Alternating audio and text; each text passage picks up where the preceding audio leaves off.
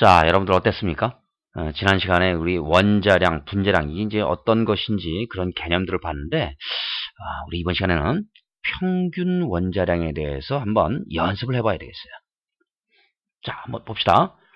탄소는 질량수 12, 13짜리가 자연계의 99대 1, 이런 비율로 존재한다는 얘기예요. 그러면 평균 원자량은 도대체 어떻게 계산하면 되느냐? 사실 이것을 계산할 때는 질량수를 그냥 그 동위원소의 원자량이다 이렇게 보면 되니까, 질량수에다가 이 녀석이 존재하는 비율, 그 존재하는 비율이 이제 확률이죠. 확률. 이것을 곱해줍니다. 이렇게 해서 모두 시그마, 여러분들 이 시그마라는 것은 더해준다 그런 뜻이죠.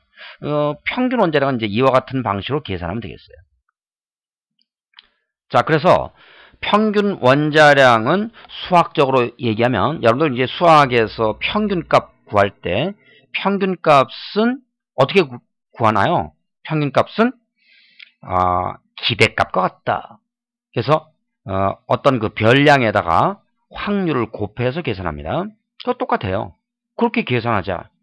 조금 수학적인 그런 설명이 들어가니까 좀 어렵죠? 그런데 사실 이거 어렵게 생각할 게 아니라, 만약에 질량수 12짜리와 13짜리가 이게 1대1로 존재한다. 이 녀석이 1대1로 존재한다. 그럼 둘 중에 하나는 10이고 하나는 13이다. 그런 얘기 아닙니까? 그럼 확률이 1대1로 존재한다는 얘기는 확률이 2분의 1이다. 그 얘기예요. 그래서 이런 경우에는 12 곱하기 2분의 1 플러스 13 곱하기 2분의 1, 확률이 2분의 1이니까 각각 이렇게 계산하면 되는 거죠. 근데 이거는 또 이렇게 계산할 수도 있습니다. 2분의 전체 개수가 2분의 해놓고 12 더하기 13. 여러분들 이렇게 계산한 것을 우리 뭐라고 했어요? 산술 평균 그랬잖아요. 그렇게 계산하는 것과 같습니다. 그래서 어떻게 하라고요? 질량수 곱하기 확률, 그래서 시그마 더해줘라.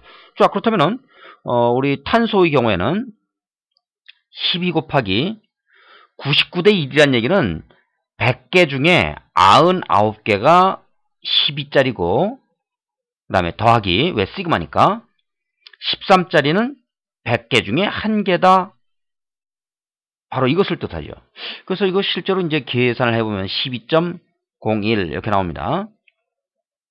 여러분들 아마 주기율표에서 이 탄소의 평균 원자량이 이제 적혀 있는데, 보면 12.011 아마 이렇게 나올 거예요. 그건 뭐 정확하게 99대 1이 아니기 때문에 약간 차이가 있는 겁니다. 보통 이제 99대 1 정도라고 보고 이렇게 계산하면 되겠고요. 자, 붕소는 질량수 10짜리와 11짜리가 1대 4 이렇게 돼 있어요. 그러면 10 곱하기 1대 4니까 5분의 1. 그죠? 5개 중에 1개. 그 다음에 11 곱하기 5분의 4. 이렇게 수렴하면 되죠. 자, 그래서 이것을 계산해보면 아마도 10.8 이렇게 나오는 거 확인할 수 있겠습니다. 자, 그 다음 볼까요? 자, 이번에는 이제 조금 다른 방식으로 계산합니다. 평균 원자량이 35.5고, 질량수 35와, 요거 5타네요. 요거 37로 고칩시다. 37. 이렇게 두 가지가 존재한다. 그러면, 동위원소 존재비는 어떻게 될까? 자, 35짜리, 염소 질량수 35짜리, 요거 존재하는 확률을 우리 P, 이렇게 놓을까요? 그러면 질량수 37짜리가 존재할 확률은 뭐 당연히 1-P가 되겠네요. 그죠? 1-P. 자, 그래서 이거는 P 대 1-P. 뭐 이렇게 계산하면 되겠습니다. 자, 따라서 P 대 1-P 이렇게 계산을 했을 때 이 35 곱하기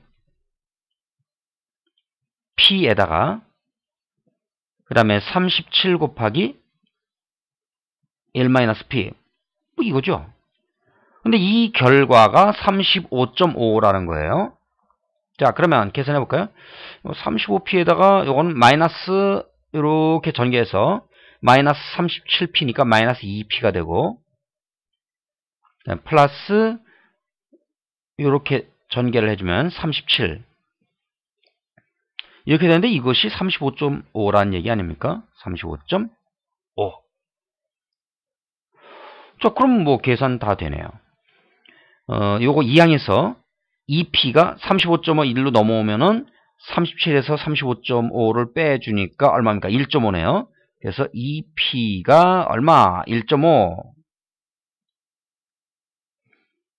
자, 그렇다면 우리가 원하는 p는 얼마입니까?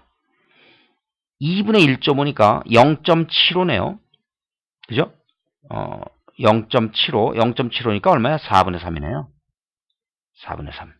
1마이너스 p는 4분의 1이 될 것이고, 따라서 동위원소 요거 존재비는 질량수 35짜리가 질량수 37짜리하고 어떤 비율로? 4분의 3 대 4분의 1이니까 3대 1. 이렇게 존재한다. 설명할 수 있겠습니다. 분자량이 서로 다른 분자들의 존재, 이게 무슨 소리예요? 이거는 우리 이렇게 볼까요? 염소는 질량수 35짜리로만 이루어진 경우가 있겠죠. 이렇게. 그런데 질량수 35짜리와 37짜리로 이루어진 경우도 있을 거예요. 자, 그런가 하면 질량수 37짜리로만 이루어진 경우도 당연히 있겠죠. 자, 그러면 이거 분자량이 얼마가 됩니까? 35짜리로만 이루어진 경우는 70 분자량이, 요거는 72, 요거는 74 이렇게 나오네요. 그래서 분자량이 서로 다른 경우가 70, 72, 74 이렇게 나오는데 이것들의 존재비가 얼마냐 이렇게 물어봅니다. 자, 염소 질량수 35짜리가 발견될 확률은 4분의 3입니다. 그런데 또 35짜리가 이어서 결합해야 되니까 4분의 3. 이 확률 두 개를 곱해주면 16분의 9죠. 염소 35짜리가 발견될 확률은 4분의 3. 37짜리가 발견될 확률은 4분의 1. 자, 그런데 여기에서 유의할 점은 지금 여기 보니까 우리 질량수 35짜리와 37짜리 35가 먼저 37이 나중 이럴 수도 있지만 35가 나중이고 37이 먼저 35가 나중 이럴 수도 있잖아요. 그러니까 여기 곱하기 2 이렇게 해줘야 되겠다는 얘기입니다. 순서가 35, 37 이럴 수도 있고 37, 35 이럴 수도 있는데 둘 다 분자량은 72로 똑같으니까 이렇게 발견되는 확률은 곱하기 2 해서 이것은 16분의 6이 되죠. 그 다음에 37짜리만 발견될 확률은 4분의 1 곱하기 4분의 1. 얼마인가요? 16분의 1. 자, 이게 과연 계산이 맞는지 확인하는 방법은 전부 다 더해서 1 나오는지 확인해 보면 되죠. 쭉 더해보니까 16분의 9, 16분의 6, 16분의 1 더해주니까 1 나오네요. 그래서 이 계산이 맞다. 확인이 됐고, 그럼 존재비는 16분의 9, 16분의 6, 16분의 1이니까 얼마야? 질량수, 분자량이 70, 72, 74 이렇게 존재하는 비율이 9대 6대 1이다. 그 얘기네. 9대 6대 1. 자, 이렇게 존재한다. 그런 걸 알 수 있어요. 자, 그 다음 봅니다. 브로민의 질량 분석 결과 158, 160, 162인 분자가 이렇게 나왔다. 동위원소는 어떤 게 있을까? 자, 가장 작은 158, 이 녀석은 동위원소 중에 제일 작은 거. 그러면 브로민 동위원소 중에 제일 작은 거에 우리 그 질량수를 X라고 할까요? X.